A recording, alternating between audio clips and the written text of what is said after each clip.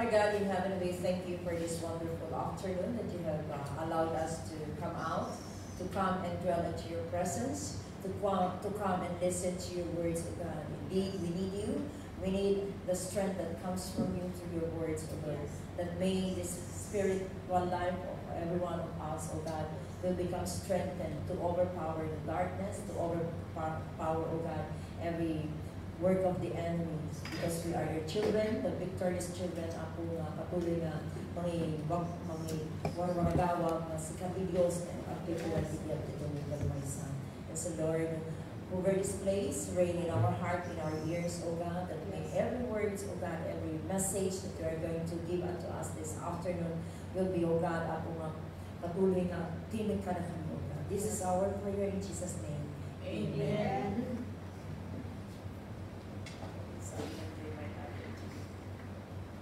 Praise the Lord. Hallelujah. Naimbag nga afternoon, dito po may sa palatayo. Even to the online viewers, we greet you happy afternoon. Indeed, it's Tuesday again for us to keep on going. Di natin namamalayan, lumilipas ang araw ng napakabilis. Amen? Parang kahapon nandito ang mga Tuesday group, ano? Tapos nandito na naman. That's how fast the days are passing through already. The coming of the Lord is at hand. Amen? So, ang maganda sa hapon na ito ay makikinig na naman po tayo sa salita ng Panginoon. At napakaganda po ng ating topic. At itong topic natin ay pinamagatan, how to be rich. Ay, parang gustong lahat eh. Pati mag-online siguro sige, bulyog niyo yung kasi gusto rin natin yumaman. Amen. But, ang kayamanan na ating pag-aaralan na ito ay something that reaches, that pleases God. Kaya, ang title po natin is, How to be Rich Towards God.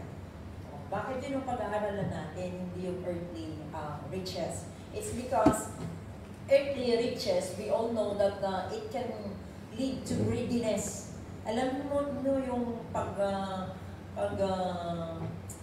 bago ka pumunta dito sa Hong Kong, sabi, siguro pag magkasahod ako ng 10,000, okay ng buhay ko, okay na yung pamilya ko, di ba?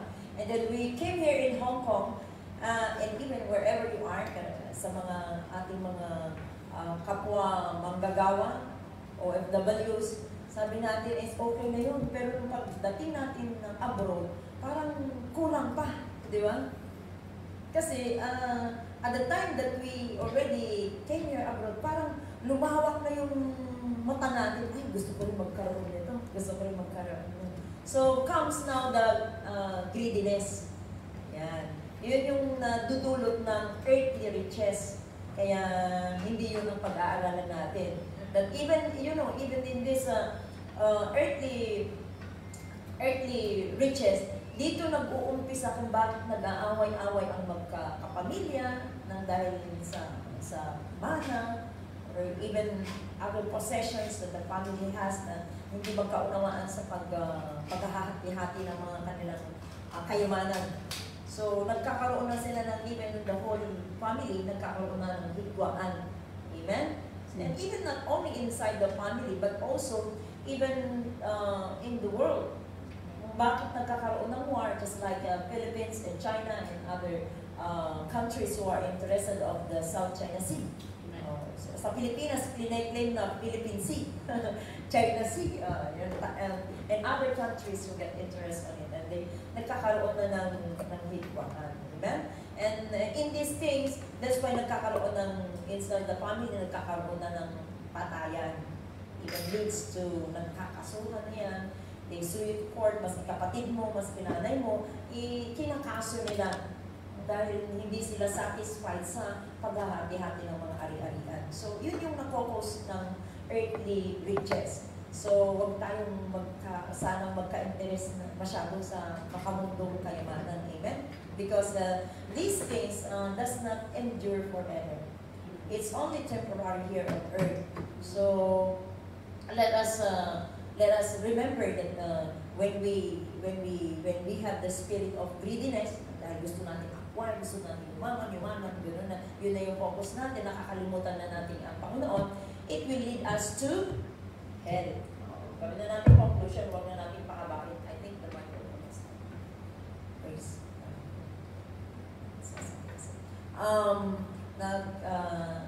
Naglilid sa atin sa impyerno. Amen? So, let us be aware of that para hindi tayo sumasali sa mga nagkakaroon ng war within the family, even in the community, because we are Christians.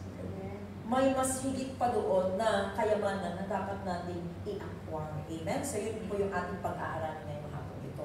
Let's prioritize the kingdom over earthly possessions. Amen? It's in Matthew 6 verse 33. Ayan, lagi po natin napapakinggan yan. Dito po ba? Anong sabi niya doon? But seek first His kingdom and His righteousness, and all these things will be given to you as well. Ayan. Unang-una ay isik natin ang kaharian ng Panginoon. Seek first the kingdom of God. Alin ang kingdom ng Panginoon dito sa mundo? Okay. Is on the church.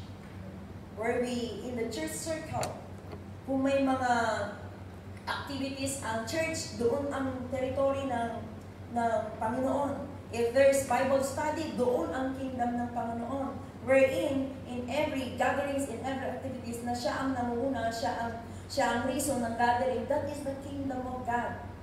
Amen? So yun ang isip natin, hindi yung kapag tinatawag tayo ng mga nagpa-follow up sa atin, iniiwasan, di ba? Mga tinatamaan sa mga pinapalo, naiinis sila kung minsan, oo, alam ko. Pupunta ko rin ako kapag may time ako, gano'n ba? So, sometimes we choose other things before God. And in here, God is commanding us that if we want to be rich towards Him, we need to seek His kingdom first. Kung ano yung bagay na nakakalugod sa Panginoon, ano yung mga bagay na para sa Panginoon, yun po sana unahin natin. Yun yung isik natin. Seeking is to really search. Ano kayo yung gagawin? Another extension is, may street preaching, sama ako, magdi-distribute ako ng tracts. That is doing the kingdom of God. Yun yung gusto niyang gawin natin. Amen? So, ano yung lesson na mapag-aralan natin dito sa Matthew 6:33? Kasi sabi niya dyan, and all these things will be given to you as well. So, yung passcode pala ng mga blessings natin is seeking God first. Amen? No other way. Dapat nangunguna pa rin ang Panginoon rather than sa mga business online. We cannot justify na uunahin ko yung business ko para may itatites ako. Parang mga ganun, di ba? Inuuna natin yung, parang ang akala natin, sa sarili nating katalahimuhan, pag yumaman na tayo, sige, parang mas malaki ang itatites ko. And sometimes, some others will say, mag-part-time pa ako para madagdagan ang pera. Para mas malaki yung itatites ko. Wherein, na-neglect mo na yung araw mo para sa Panginoon, yung oras mo para sa Panginoon. Because some of us also are engaged with online businesses. Everything is already in the cellphone. Yeah. So, yun yung minsan na kuminsan umaagaw sa oras natin na akala natin pag gawin natin yung yayaman tayo. Ang problema, nai-scam yung mga iba. At ang masakla, kung bakit ba naman kasi kung yung mga scam, madaling binibigay yung mga tao sa maski napakalaking amount, madaling bitawan. Pero pag sabihin natin sa Panginoon, ialay natin sa Panginoon, napakabigat, di ba? Parang ang hirap. Kaya kuminsan pati text, napakahirap na ibigay. Pero kung bakit kapag sa cellphone, andun yung mga sinasabi, mga advertisement na, ito magkakaroon niya even in the schemes of the enemy, bumibigay tayo at madali nating ibigay. Pinapahingi, ayun, ang term, madali nating ipahingi. sa mga scammers ang pera, pero kapag ang Panginoon ang nagsasabing, give your whole tithes to the Lord, ang hirap natin gawin, di ba? The truth is that it's God who provides, it's God who provides blessings. It's God who gives us the true blessings. Amen? Hindi yung pangako ng mga nasa online na businesses. Amen? So, we need to prioritize God. Amen? Dapat nauuna ang Panginoon. Seeking Him first above all things. Amen? Another thing is to cultivate generosity. In Proverbs 19 verse 17, paki-flash po, basahin natin lahat. You need to cultivate. Kung noon is medyo madamot-damot tayo, nang dahil sa ang dami nating pangangailangan. Let us, sometimes what hinders us to be generous is that because we nurture first our needs, or wants, yun. Mas inuuna natin na yung, mas masatisfy sana yung sarili natin na kagustuhan. Sometimes kung titignan mo is, pwede naman na isa lang pala yung cellphone mo, pero kung bakit gusto mo na dalawa, diba? And some other things, pwede naman na yung mga paborito nating bilhin na kung sa tutuusin hindi naman pala natin nagagamit. Diba? Because sometimes there are some people, ang sakit nila is pag may madaanan sila na type ng mata, gustong bilhin, parang hindi makaalis dun sa place na yon hanggat sa hindi na nabibili. Yan. O di kaya pati sa, ito rin yung mga ano dyan, yung mga online na yung mga binibili, di ba? Sige, browse ng browse. Parang ang ganda nito, parang ang ganda. Di mo namamalayan, ang dami mo pa lang na order na pag dumating, pag trinay mo, hindi naman pala kasya sa'yo. Not knowing na, naku, pera din yun, medyo malaki. Amen? O, pagdating sa offering na, parang, ito lang kasi wala na akong pera. Yun yung mga gusto ng Panginoon na buksan natin sana ang mga mata natin. Because sometimes those are the causes that for us not to be generous into the work of the Lord. Kasi mas inuuna natin, mas sinasatisfy natin yung mga wants natin. Amen? So Proverbs 19 verse 1, sabi niya, whoever is kind to the poor lends to the Lord, and He will reward them for what they have done. Yan. Kasi maraming mga gawain ng Panginoon na even in this time, kasi lumalawak na, you know, in this end times, talagang mabilis yung paglago ng trabaho ng Panginoon. Even in this family alone, di ba? Napakadami nang nabuksan ng mga Bible studies, mga church projects na kailangan ng finance. And sabi niya, whoever is kind to the poor lends to the Lord. When we generously support the word of the Lord, that is one way. Who are the poor? They are the poor who does not hear yet the word of God. So, kapag may exhortation po na wherein, sabi, just like for the mission of our bishop, they go to Laos, like that, and they have exhorted our support na kung pwede is at least we can also finance them, support them financially. Those are ways on how for us to become generous. Amen? Those are the chances. Ayan man yung mas magandang term. Those are the chances for us to grab, to be generous. Amen? Especially when it's the opening of one place na magkakaroon ng trabaho ng Panginoon. Kaparte po tayo doon. And when we are generous enough on that word, ang sabi niya dyan, and He will reward them for what they have done. Oh. Kapag si Lord ang nag-reward, ano sa tingin natin? Yung cheap ba na reward ang binibigay ni Lord? Hindi, di ba? One thing na reward natin, yung kaligtasan. You know, yesterday we just went to hospital with Pastora Sonia. Itong kapatid natin, which is, it so happen na kababayan namin na Ifugao, na ano po, na-operate sa ulo ng dahil sa bumitak yung ugat.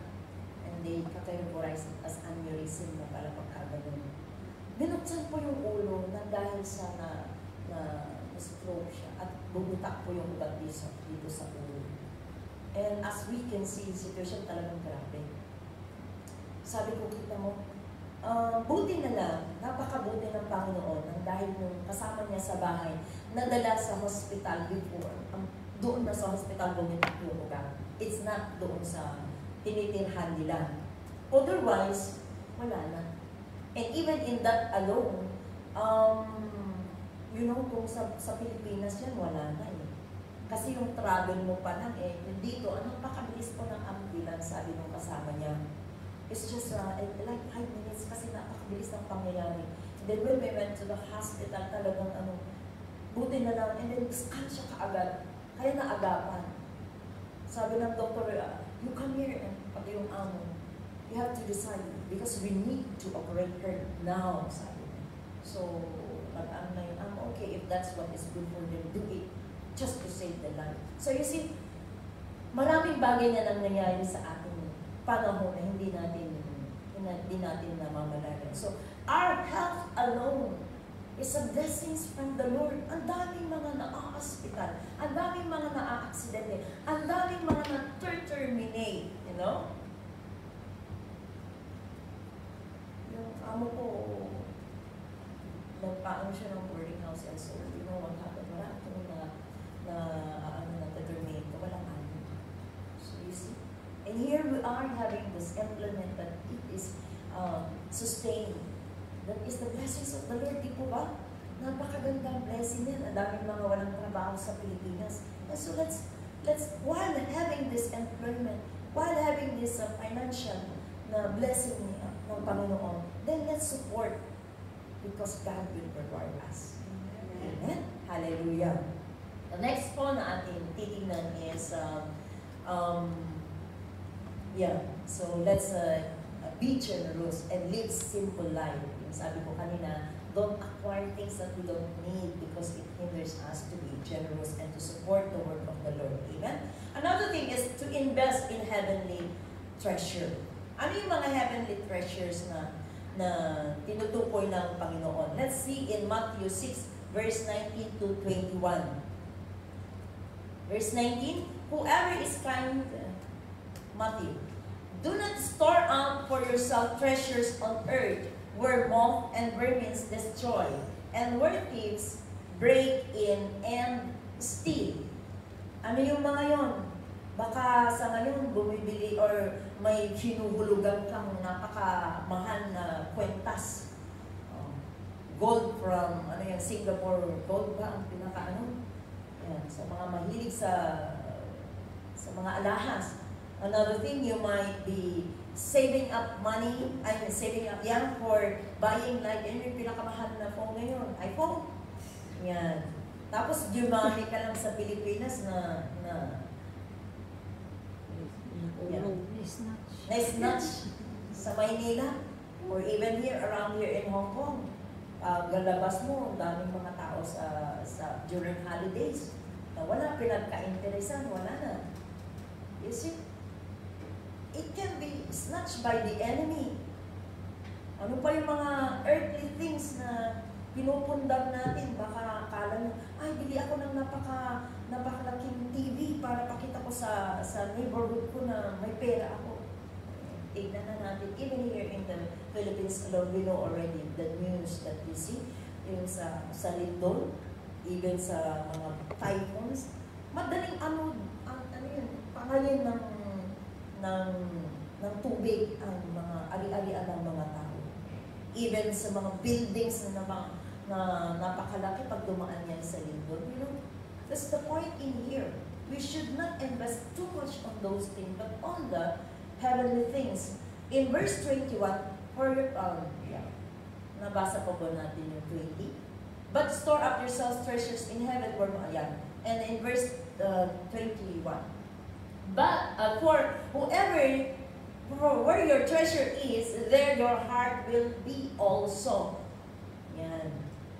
Kung ano yung, kaya naa-addict, yung example ko kanina na sa pag-order, sa Taobao, ano pa yung mga, yumaman na ang Taobao sa Hindi lang mga Chinese, pati na mga Pilipino. Oh. You see? Kung hinawakan yung cellphone, imbes na basa ng ano ng sa GC ng cell group, wala na. Napupunta na sa kabra-browse ng kung anong puso at anong maganda. Pati na dito sa atin, napakaliit na ngayong room na provide ng amo, wala na. Sige, if you want, binabacuum pa para lumiit lang, ano?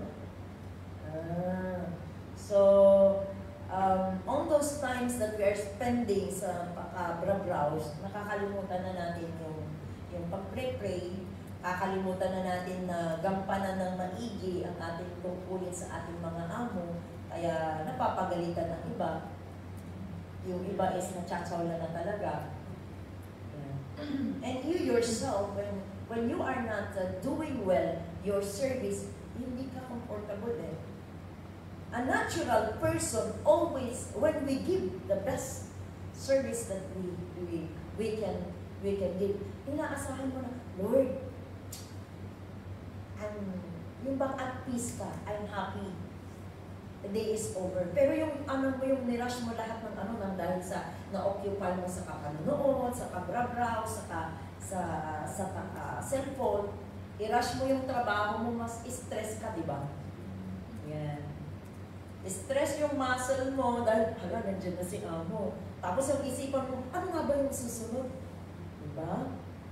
So, let's focus on what is very different. Pray while working. Intercedes while working, you know? At this time, many are in needs of prayer. In our country, Philippines alone, we need prayer for our government. We need prayer for those who are victims. We need prayer for our family because we do not just know, Davao, sa Cavite, saan pa yung susunod, mga volcanoes na ano pa ba yung susunod? That's why we keep on watch on praying for our family. And to be generous enough is not only for our family but also to our neighbors. As a Christian, be generous. Ito yung mga hinihiling ng Panginoon na be generous even in prayer. Not only in giving, but even in prayer. Be generous enough to text somebody who has a problem and encourage. That is generosity. Amen? Not only in the form of money, but having the Lord in our lives, we have peace, we have strength. Ang buhay ng Kristiyano ay mas tunay. Yung kapitbahay mo na alam mo na unbeliever, problemado. Buti nga sa'yo. Wala ka kasing Panginoon. It's a good attitude. Magpupuri ka ng isa. Yung kapitbahay mo, hindi na nampalataya. Pour out your time in praying for our neighbors. Amen? Here in Hong Kong, many are doing things outside. Organizations, napakadami. Amen? Nagsusumba sila kung ano-ano mga ginagawa. Ang dami nilang mga activities, which are earthly activities. But for us, yun yung sinasabi ng Panginoon na sana, we shouldn't just sit down on our comfort zone, but to go out, to reach out. Those who are outside, that's being generous. Hindi yung makasarili na, okay na to, nagsimba na ako, then nag-focus ka na sa family mo. O itong natira sa akin, okay, sa family ko na yun ngayon. That is being selfish Christian. Na yung sapat na mabaligtas lang yung kapamilya mo, tama na, masaya ka na. That's still being selfish. It's not bad for us to pray for our family because each one of us want our family to be saved. But how about your neighbor? Diba? The command of the Lord is love your neighbor as you love yourself. Yan, kaya isipin na natin yung mga kapitbahay natin, yung mga friends natin na mga unbelievers. Amen? And another thing, don't forget our mga amo kasama natin yan lagi sa bahay. Amen? Let us not just get offended on their attitude. Let us understand that it's because they are unbelievers. So yun yung mga treasures, those are souls, mga kaluluwa, na wherein we should be also generous to pray for them. to show unto them that we have God, that there is peace in Christ. At kapag nagawa natin, we are rich in God. Ay, hindi naman pera pa rin yung sinasabi ni sister. Yes. Ang kayamanan sa paningin ng Diyos ay hindi pera, kapatid. It is on how good we are in doing things that are heavenly. Amen? Next, tingnan natin sa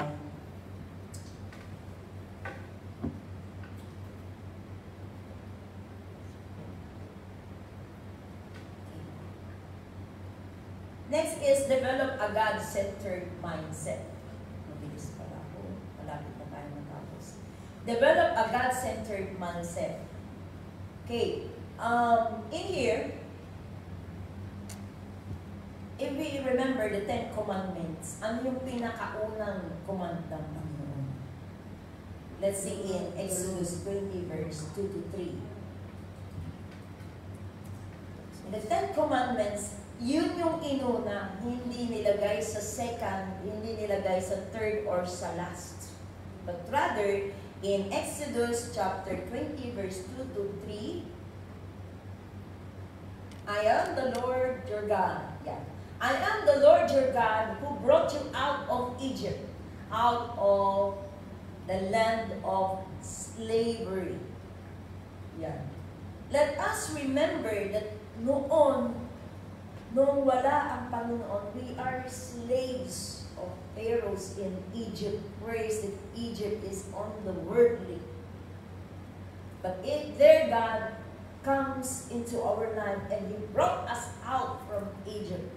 And so, ang sabi niya, ang pinaka-command niya, as He delivered us very first and foremost in the 10 Commandments, ang sabi niya, I am the Lord your God who brought you out of Egypt, out of the land of slavery. In verse 3, you shall have no other gods before me. Wala na sanang kapalit or kaagaw ang Panginoon sa ating buhay.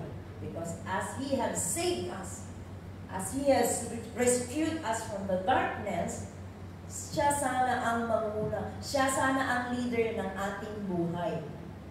Bakit ito kasali sa on how to be rich?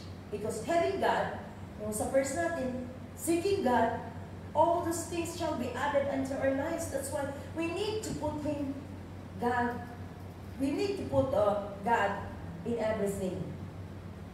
Siya dapat ang namumuna sa ating buhay. That's why nilagay niya yan sa 10 Commandments bilang first. Hindi niya nilagay sa number 2. Amen? So, we can see in here that as we always hear that God is a jealous God. Amen? Ayaw niya ng may kaagaw. Ay, pati pala si Lord jealous.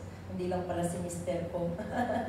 Yeah, tingnan nyo, dun sa pattern ng yung mga may asawa, di ba?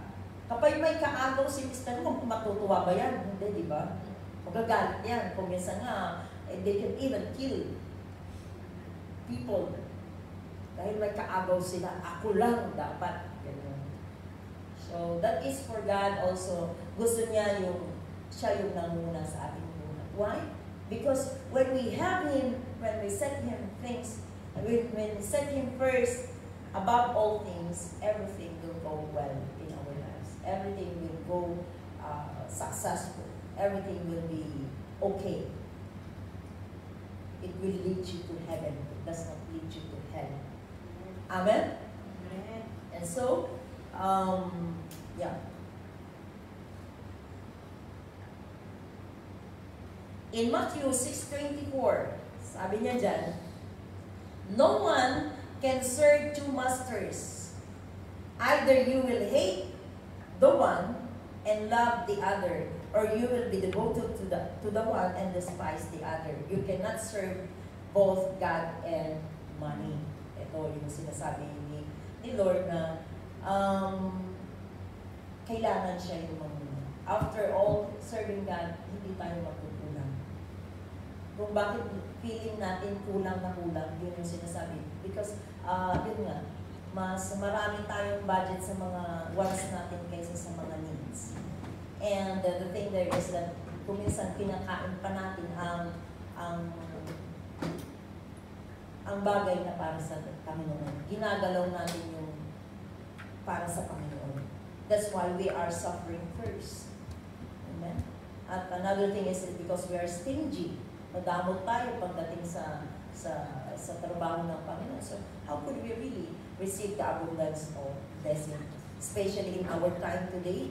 Noon, ang basic needs lang is food, clothing, shelter. Yun lang. Ngayon, hindi na. Kailangan na ng cellphone, kailangan na ng sasakyan, dahil malilate yung mga anak mo, it became complicated. Amen? But then, still, though these things are happening in this world, those things are reality of existing in this planet, it does not change the word of the Lord, saying that no one can serve two masters, either you will hate God or you love money. So, let us be wise.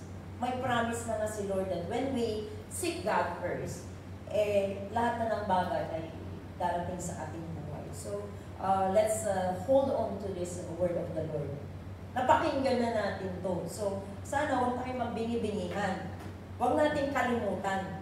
O mamaya, pagbalik na naman natin sa, yung budget ko pala. Ang unahin natin pagbalik natin, ganun pala yung napakinggan ko. Sige, eto na sa November, month of November. Ayan, lista mo na. Ito yung para sa Panginoon. Yun yung manifestation na talagang pinapanguna mo si Lord. That even in planning to our budget, nangunguna na siya. Andun na yung excited. Ito. So, kay Lord yan. Kay Lord yan. Unahin mo yung mga bagay na para sa Panginoon.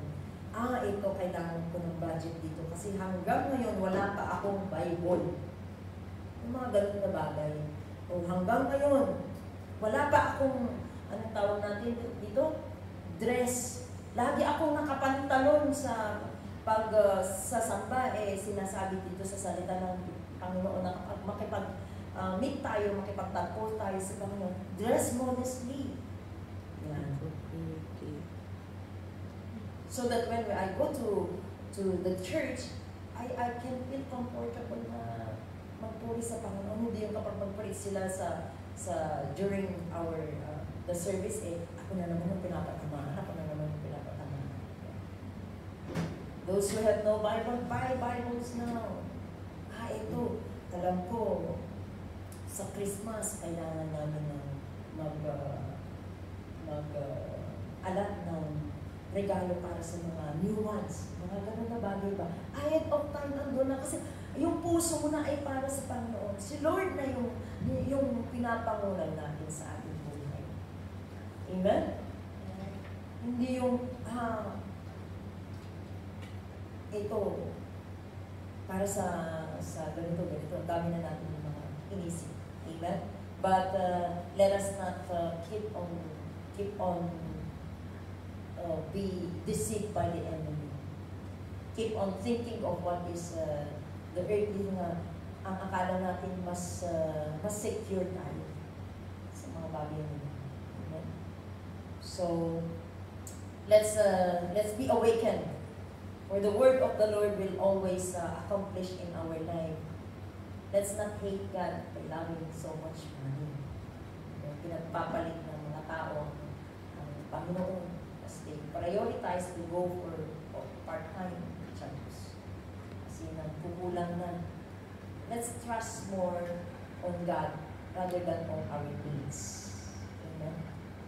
If we put God first, if we put our trust unto Him, He will always fulfill His promise to take care of our needs. Amen. Amen. Now let's see in here that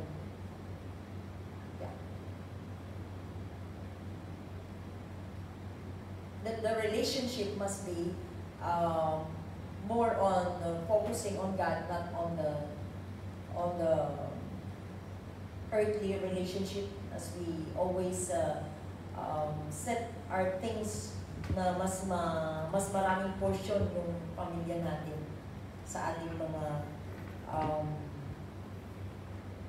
budgeting. Amen?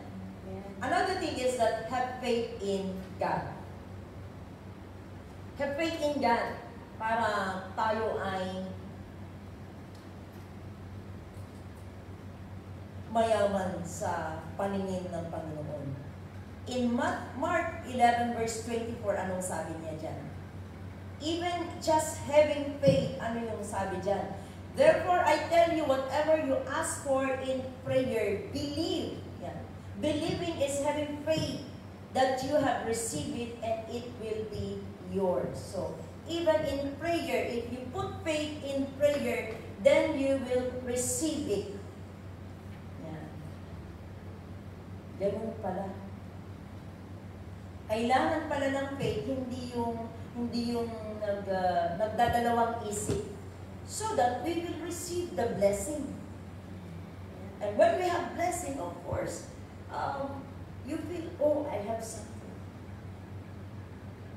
You feeling mayaman ka, di ba? Yun yung ganun na promise ng Panginoon, believing. Kasi kung minsan nananalangin tayo, ang kulang lang pala is pagtitiwala. Kulang pala is yung faith, pananampalataya. So, add the ingredients of faith in our prayers so that we may receive it. Kaya pag nananalangin tayo, sabi, oh, I will have house and lot. O, diba? Kung talagang 100% yun, then God will grant it. Remember the word of the Lord, that even you can say to this mountain na itatapon niya sa dagat, it can be done. If we have that kind of faith. Amen. So faith has something to do also. Kailangan natin yun. So that as we put the faith, andun yung nalulugod yung Panginoon. Of course, kapag na-exalt si Lord sa ating mga prayer, siya yung naipapabida sa ating panalangin, of course, He will grant it. And especially when we receive it and when we testify on what have God done in our prayers, lalo na bless si Lord, and then lalo pa siyang nag-bless sa atin. Amen? So, put faith in our prayer. And, of course, as we receive all those blessings, it will really pinapatunayan na ang Diyos ay pinagpapala ang kanyang mga anak. And in this, God will be proud of us that we know on how to exalt it, on how we take care of His blessing, na siya yung nagiging bida sa ating mga blessings. Then, of course, He will be pleased in our lives. Amen? And another thing is that bear much fruit. Oh, kailangan pala natin magbunga para sa Panginoon, tayo'y isang napakayaman. We become rich in the eyes of the Lord when we bear much fruit. In John 15:5-7, hindi lang pala sa Bible, ano? Even sa, in our earthly life, pag wala kang anak, parang yung sa mag-asawa, pag walang anak, something lacking. Kasi ang anak ay kayamanan. In our culture as Cordilleras, kapag wala kang anak, you are put down. Even in the Bible, you remember the story of Hannah and the rival Penina. Napakadaming anak ni Penina. Samantalang si Hannah, wala. At ang sabi ng kanyang asawa, am I not more than enough than 10 children sa paningin mo? Because kay Hannah, ang anak ay isang kayamanan. Diba? Even in the culture of kahit anong relationship, kailangan pag nag-asawa na yan, expected na yan na mamura. Amen? Unlike for the abnormal na sa generation ngayon, na ang gusto na nilang anak is aso. O mga ibang klase pang animals. It's because abnormalities are happening now in this generation. But the normal thing, when there is a couple, nag-asawa na yan, expected na magkaroon ng mga anak. Yun po yung normal, and that is also in the Lord. And for the spiritual naman, we go into the spiritual thing. Ang gusto na naman din ni Lord ay tayo ay mamunga. But before that, ano yung command niya dyan? I am the vine and you are the branches. So we need to be connected to God. If you remain in me and I in you, you will bear much fruit. Apart from me, you can do nothing. So hindi po tayo mag-bear fruit, hindi po tayo manganganak spiritually if we detach ourselves from the Lord. Verse 6 po. If you do not remain in me, you are like a branch that is thrown away and withers. Such branches are picked up, thrown into the fire, and burned. Yan. Yun yung parang kahahantungan. Walang silbi ang isang branch kung walang anak, kung hindi nag-bear fruit. Ay, ganun po ba? Yes, you are not bearing fruit, so anong silbi? Magtanim ka ng isang mangga, tapos lagyan mo ng fertilizer, alagaan mo para naman nag-effort ka, ang dami mo mga ginawa to protect it para nung maliit pat nilagyan mo ng tungkol para pag bumagyo yan, hindi yan matutumba. Tapos napakaliit na, wala pa rin bunga, matutuwa ka ba? Hindi, di ba? Ang gusto na ng Panginoon in every branch ay mamumunga. At tayo yung branch na yan, sinasabi sa ating nabasa. And God is expecting us to bear much fruit. Ayan. And in that, we will see in verse 7, sabi niya, if you remain in me, and my words remain in you, ask whatever you wish, and it will be done for you. Yan. Yan po ang result. Yan po yung reward. That whatever we ask in the Lord, God will grant it. But first, we must bear much fruit. Yun yung riches na hinahanap ng Panginoon. Abundance ang hinahanap ng Panginoon. Diba mas masaya pa pag maraming mga bata? Ganun. Hindi yung payaman ka man ng payaman ng pera, tigang ka naman sa spiritual. Dry ka naman ng branch sa Panginoon. You are not rich in the Lord at all. Amen? Okay, next is obey God. In obedience, in Deuteronomy chapter 28, 1 to 14, but we'll just read verse 1 to 2. We can see the blessings of being obedient to God. Sabi niya, if you fully obey the Lord your God and carefully follow all His commands I give you today, the Lord your God will set you high above all nations on earth. Above all nations on earth. Nangunguna. But the thing there is, a prerequisite is obedience. Doon nagbubunga that we become rich in this when you are obedient to the Lord. Talagang sunod-sunod lang pala yung mga blessings. When all the things that we do first are the will of the Lord. Doon tayo nagmumukhang mayaman sa Panginoon. Amen? Kasi kung yung blessings na nanggagaling sa enemy, sabi ko nga, it will just lead to quarreling, killings. But if we put God first in everything, let's see in verse 2, it can even set us above all nations. Ang sabi mo, all these blessings will come unto you and accompany you if you obey the Lord your God. Ayan, inulit ng Panginoon. Importante po ang obedience and blessings comes. Mas mahalaga ang obedience kaysa sa mga blessings. Amen? So, napakagandaan. Yung pala yung nangunguna, hindi yung pera.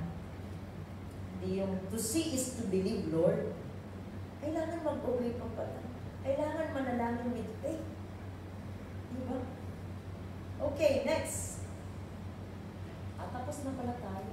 Last verse. I think I'm so fast. let's be continually be pleasing and rich in God. Kasi yun yung kayamanan na hinahanap ng Panginoon. Ano yung napag-aralan natin kanina? First is to seek God. Ang mayaman sa Panginoon is a person who is seeking God first. Another one is to cultivate generosity. Ang mayaman sa Panginoon ay generous. Hindi yung may hawak-hawak na pera pero stingy. Amen?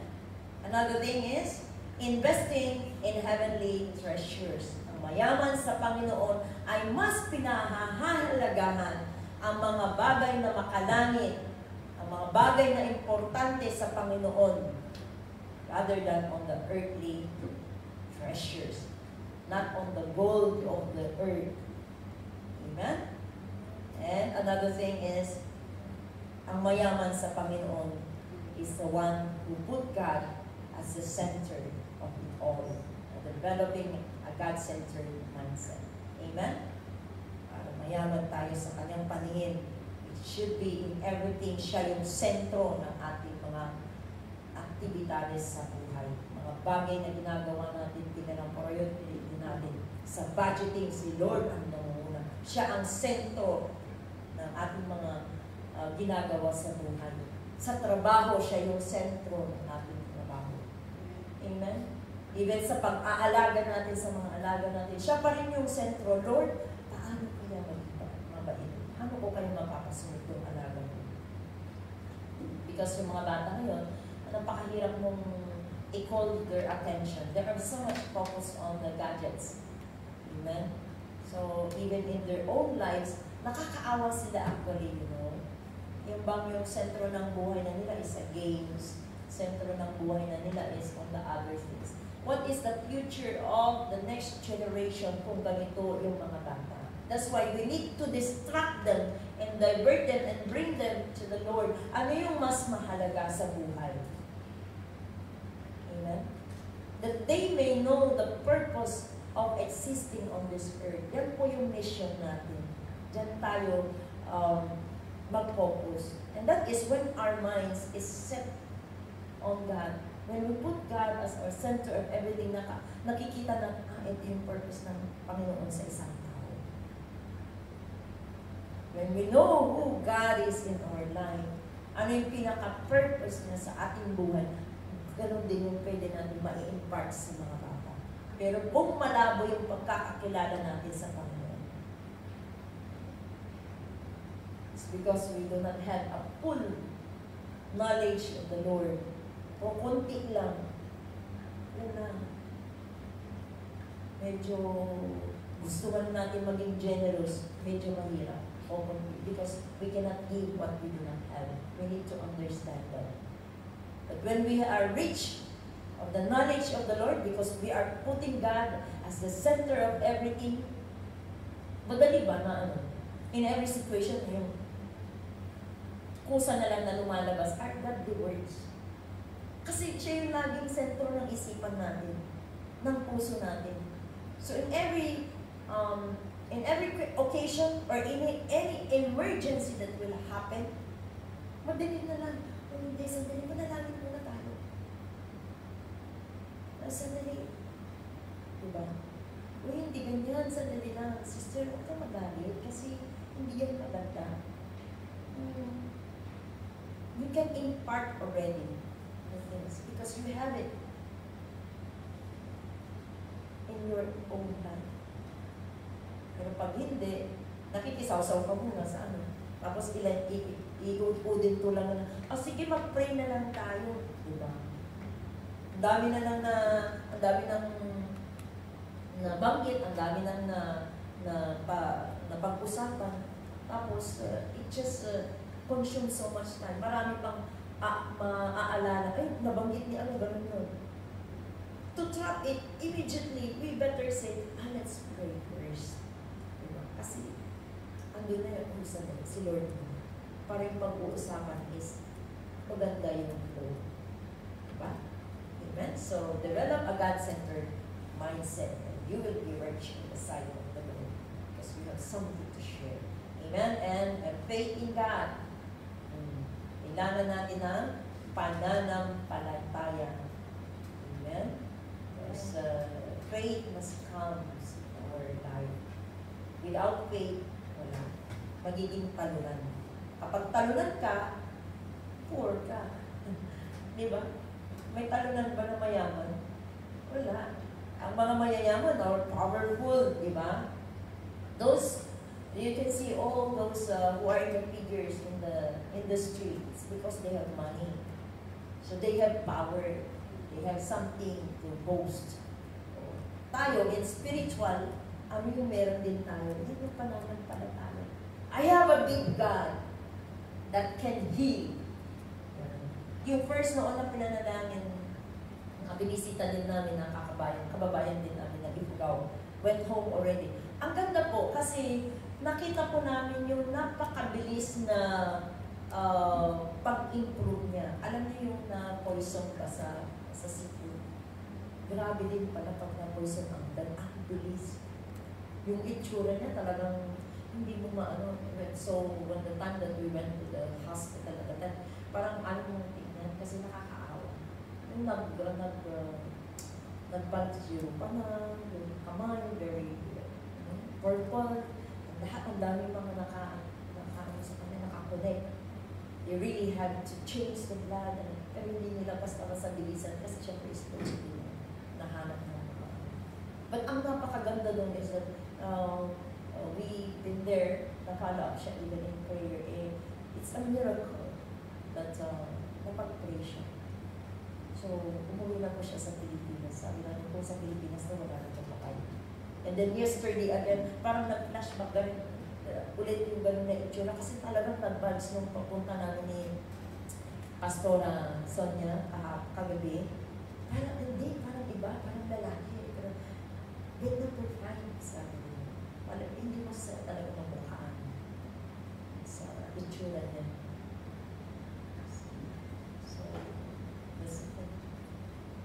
We need to have faith that we have a rich God, we have a healing God, a mighty God. So yun yung dinadala natin sa pagbisita mo. Don't worry, sister. So maski unconscious siya kasi in-injectan siya ng to calm her down. Still we are, kinakausap namin. Manalangin ka, sister. God can heal us. God is a miracle God. So yun. So, in our experience, as we can see, nakita namin, Joanne, yung first na patient na sinasabi mo, nakita namin yung progression na patabilis.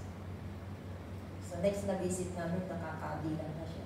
And then sa third na yun na nakakapagsalita na, although may itching pa rin sa kanyang programa. But still, at least we can see that the hand of the Lord really in that situation. Pneumonia pa siya at that time. So, nahirapan sila sa pag-change ng blood niya. But then, still, even though when we pour out our faith unto God and say, Lord, heal her, ayun po, good news, gumaling siya. And then now, it's. So, yun yung kagabi sabi ni Pastor, kasi she'll undergo again for another, nabubuksan ulit siya, operation. Ang third na yata na yun, sana kagabi. But the doctor says, let us see if it can work with the surgery para hindi na naman buksan yung ulo, and it will be good, sabi ng nurse. So, pinag-buksan kaya sabi ni Pastor Rason niya, pag-pray muna natin bago mag-leria, tutong ka sa operate. So, let's keep on praying on those who are sick na kababayan natin sa hospital.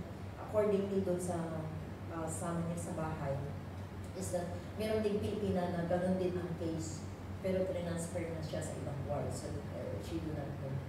So doon po na namumulat yung mata natin na ang dami pa ng mga kapwa natin Pilipina na hindi natin alam yung situation nila doon sa hospital. Napakalaga. It's good if they have that good employer, just like the employers of this two na-encounter namin, na inaasikaso talaga sila. Diba? Pag magkaroon ka ng amo na mas ganun yung situation mo, aasikaso mo, that's already a blessing. So, let's have faith in God. As we have faith that God can heal the sick, extend our prayer to those Filipinos na nagkakasakit. Not only Filipinos, but also everyone who are in the hospital, who are in critical situation, that somebody will visit them and pray for them. Alam mo yung mamamatay yung isang tao na walang dumalaw na nag-pray. It's so painful, you know. That's why, you know, even we are in our houses, hindi man tayo makadalo sa mga hospital, we can pray for them. We can just raise our hands and, Lord, we pray for every hospitals here in Hong Kong. Lord, heal them. Having faith that God can still hear our prayer, maski wala tayo doon sa hospital, then it's being generous in prayer. And that's being rich in the Lord. Amen. So, yun is, I myself is being thankful for these opportunities na nagkakaroon ko yung chance na ma-encounter yung mga ganun sa hospital visitation. Not only in the hospital, but also in the prison. May mga kapatayang Pilipino na nakukulong. So, it's a great opportunity. It's really indeed a blessing in this church na nakakapag-minister ang church natin sa mga kulungan, sa mga kulungan natin sa mga Pilipinas, di ba? It's such a blessing. So let's support. Don't tayo be generous in it. Who knows, pinsan natin yung mga iba na nandun sa kulungan. That even though nakulong sila sa mga maling pag-aakusa, still, they will also listen to the messages. That God allow for our church to minister. Hindi mo kaano-ano, hindi mo alam kung yung galing sa prison na yun, babaguhin ni Lord, yun yung magiging manugang mo. We do not know what will happen, right? So, in those alone, yun yung nakakalugod sa Panginoon. And God is looking at us, oh, napakayaman ng anak kong to. Kasi magiging bunga natin yun spiritually. And those are the riches of the Lord that no one can steal. At hindi yun kakalawangin, mga kapatid. So in our faith, in our prayer, put faith in God. Amen? So yung number 6 natin, very much true. Yan po. And for our conclusion, mga kapatid, let's see in the Colossians chapter 3, verse 2. Sabi niya, to conclude, set your minds on things above, not on earthly things. Yan po ang conclusion natin sa hapon ito. And maraming salamat sa pakikinig sa ating mga online viewers. I know that God is also speaking unto us. So, patuloy po tayong gumawa ng kabutihan. Let's put into action what we have heard. We all know that God says in His words that faith without action is dead. So, let's be an active Christian. Hindi man tayo sikat sa Facebook, sa mga vloggers, na mga ganyan na ina-advertise na yung mga ginagawa ng mga ibang tao. Diba? Nagiging trending yung mga pinopost nila, oh, this is a good Samaritan. Hindi man tayo nagpapublish sa mga ganyang kapamaraanan. But when we are seen in the eyes of the Lord doing His will, then, oh, ito yung mayaman, milyonaryo na anak ko. Diba? Milyonaryo ka na kapag may isa kang anak na kaluluwa. How much more kapag marami kang anak spiritual. E di billionaire ka na sa panata ng Panginoon. Amen? Amen. Who wants to be a billionaire? Amen. Amen. So, gawin po natin. I know that there are so many things that God wants us to teach. But for this time, yan po yung gustong ipa-absorb muna ni Lord sa atin. And may God continually speak unto us as we bow down in prayer. Father God in heaven, we thank you for opening our eyes, O God, that indeed the riches of the earth is not the riches in heaven. And so Lord, focus mo ka dito panunod me. Let our minds, our hearts be set on you, O God. Be the center of our life, O God, that we may do your will. For we know that in doing your will, O God, we become rich into your sight, O God. Rich in heaven, O God. And because we know that the riches in heaven will never be stolen by the enemy, O God, will never be, hindi po kakalawangin, O God. As we continually serve you faithfully, O God, help us, O Lord, to protect this treasure that you have given unto us. Because we believe that this will be our capital, O God. Yung mga pakinggan namin sa hapon ito po yung capital namin para umpisahan po namin na pagyabungin, O Lord God, pagyamanin, O Lord God, so that, Lord, when we face you, O Lord God, you will be, O God, malulugod sa amin, O Lord. And so, Lord, we thank you that in everything that you will accomplish in our life, because we will be heavenly millionaires, O God, billionaires, O Lord God, bearing much fruit, O Lord God. And so, Lord, we thank you in every blessings that we receive, O God, in obedience, O God, you will use it. O Lord, you will be using us a vessel, O Lord God, to bless others. We will not be only be receiving it and keeping it for ourselves, but Lord, we will be your instrument of blessings too, O God, because you will be continually using us mightily, O Lord God. Yaman kami apo sing ati may tag-ay, ti amin nga ararabidin, pinagbiyak ito mong pagmaysa. And so, Lord, let it all blessings and glory and thanksgiving be unto you. In Jesus' mighty name we pray. Amen. Amen.